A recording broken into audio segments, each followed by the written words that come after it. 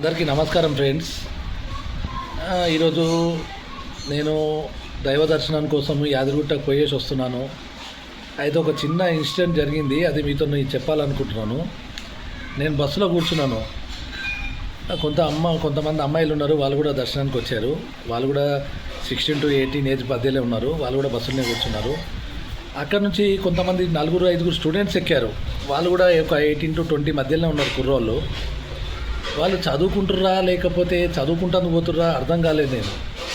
ఎందుకంటే బస్సులో మిగతా వాళ్ళు ఉన్నారు అని కూడా, అమ్మాయిలు ఉన్నారని కూడా, వాళ్ళకి ఇంత కూడా మేనర్స్ లేకుండా ఎలా మాట్లాడుతున్నారు అంటే బూతులు, పచ్చి బూతులు, వాళ్ళే తిట్టుకోవడం, అనవసరమైన మాటలు.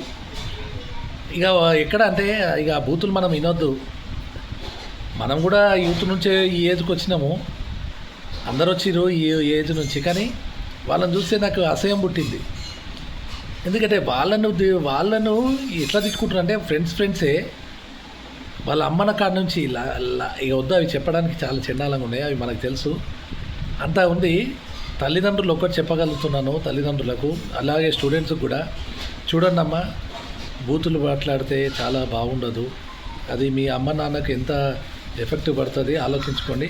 ఫ్రెండ్స్ నార్మల్గా మాట్లాడుకోండి. ఇంకా పక్కన చుట్టుపక్కల ఎవరున్నారని కూడా గమనించుకోండి.